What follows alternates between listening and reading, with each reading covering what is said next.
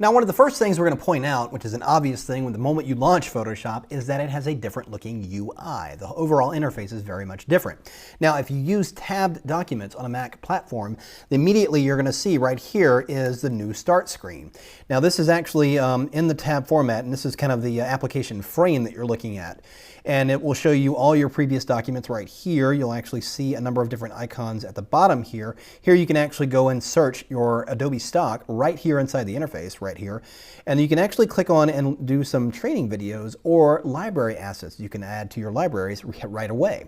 And if I just click on show all here, it shows me even more content in here. I've got free brushes and various videos on how to do certain things. So immediately right away you can jump right in here and start to learn and really take advantage of a lot of these newer features and really utilize your Creative Cloud libraries as part of your Creative Cloud workflow.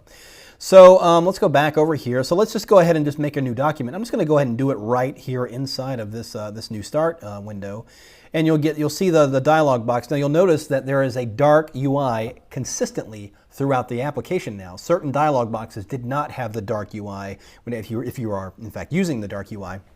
It is still an option too. But a lot of dialog boxes did not utilize the dark UI, and now they do across the board. The only one that does not is Adobe Camera Raw, which is still that light interface there. So if I go ahead and create a new document here, and you'll see it goes ahead and shows up, you'll notice the dark UI is not just the only change. There are a number of icons that are looking very differently. Throughout here, tabs and things are named a little bit differently, and just icons have a slightly different appearance. It's getting a little bit more modern look, kind of utilizing that new flat design, which is very popular right now, and really kind of simplifies things, makes it easier to work with. Now, again, as I mentioned, if you go into your preferences and go here to interface, you can actually change your theme if you want to make it a lighter UI, if you're used to that. And in fact, when I turn it on the lighter settings, you can really see the difference here in that it's got a lot flatter look to it, and very simplified icons and such, so it's making things a lot easier for you. I personally enjoy the dark UI, the darkest UI. That's what I've gotten used to. It just really helps my images stand out when I'm working on them, and I really prefer that. And the fact that it's consistent across the entire application now really does make it better. There are also enhancements if you are using a Surface tablet, like a Microsoft Surface.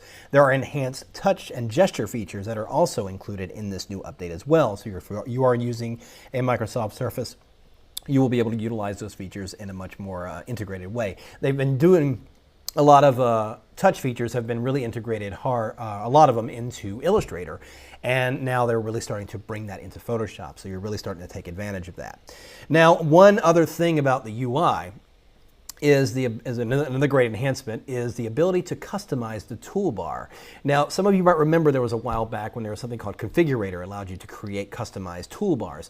Here it's a little bit different. It gives it a little bit more streamlined in that you can basically minimize your toolbar to just the tools you use. And that's a feature we're going to take a look at in the next video. But I just wanted to point out real quick that the UI itself is immediately a change. Once you launch Photoshop, you're immediately going to see that, especially with that startup screen. You're going to see it a lot more different, and you're going to see a lot more information there that you can utilize as part of your, again, as your part of your Creative Cloud workflow. But let's go to the next video and take a look at customizing the toolbar. It's pretty cool.